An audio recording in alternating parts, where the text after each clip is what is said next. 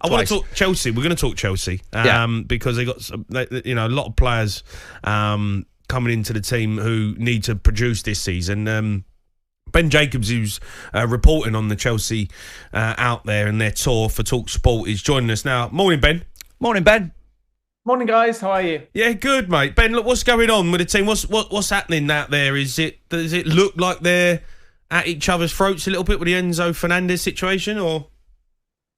Well, Enzo Fernandez returns on Monday, so it's going to be interesting how that integration goes. Of course, Chelsea have got this ongoing investigation, and there's a lot of French players, and there's a lot in the Chelsea squad that were unhappy by those comments. Wesley Fofana, in particular, made it public, his opinion. And I would imagine when Enzo Fernandez returns and the players can speak face-to-face, that's going to be the key test. And Enzo Maresca will want to make sure that this doesn't overshadow Chelsea's pre-season. But, of course, the club do need to take the issue very seriously. Beyond that, in pre-season, I think we've seen the good and the bad.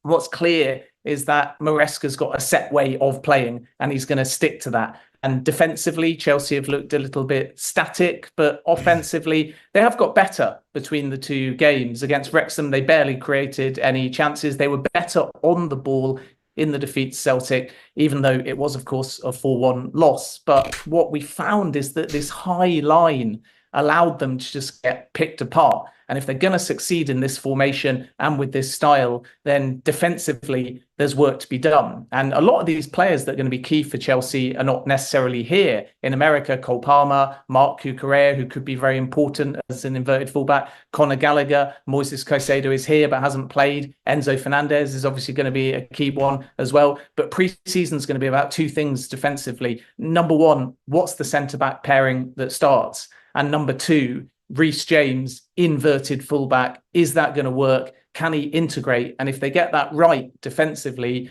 they stand a chance. If they get it wrong defensively, come Man City opening game, it's going to be a similar scoreline to against Celtic in that friendly loss. Yeah, you're right what you're saying, but just to give you an insight into when you take over a new team and you try and get the back four higher up the pitch than they want to play, it's the only part of your team that, unless you get all four of them in sync, then the whole back four doesn't work. You've got to get all four players on the same wavelength, and defenders will stand naturally where they feel comfortable. So if you've got a slow centre-back, to get him up to the halfway line is really difficult. And if he doesn't get up, the other three can't get up. So he'll be spending time now trying to get that line higher.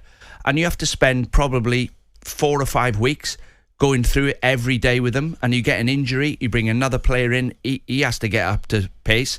So I think they'll be all right, and they've had a bit of adversity. Obviously, the comments Fernandez made, normally, if he cost nothing, you just get him out the club, wouldn't you? You just bin him.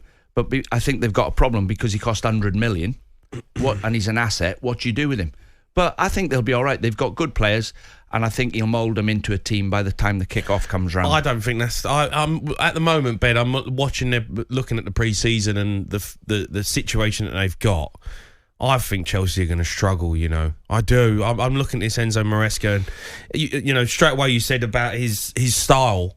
This is how he wants to do it. This is how we want to play. Well, in the Premier League, you've got to be adaptable. Things change. Come up against better teams or teams, and you're saying they're static at the back. They were static last season. They got picked apart. So, yeah, but you try and play. So I think they'll be all right. They've got good individuals. I think he'll mould them into a team. Ben, just on the outgoings for Chelsea, who... Conor Gallagher, Trevor Chalobah, are they definitely on their way out? Trevor Chalobah for sale for sure. He's contracted until 2028 though, so he's going to be picky. He wants a club with European football, but ultimately if the write-off comes in, then Chelsea would like to sell. Nothing yet. We know that Manchester United have looked in the past. Conor Gallagher will only return to Cobham on 6th August, and Spurs could be one to watch. And then Philip Jorgensen's on his way here to America, so that's another goalkeeper that's incoming. Yeah, you look at Liverpool for an example. When Van Dijk was playing with the three youngsters, you remember Liverpool put 3 defenders in there. He commands that back line. Chelsea need a centre-back who is actually leading that line, who they all trust, and they all follow him. Yeah. Van Dijk gets up, the other 3 get up. Van Dijk drops off, they all drop off. I think he'll get there in the end. He's obviously a good manager, and Chelsea have got good individual players, and it's a matter of time before they start clicking. All right, Ben, top man, mate. I appreciate you coming on. talkSPORT Breakfast, waking you up Monday to Friday morning from 6 a.m.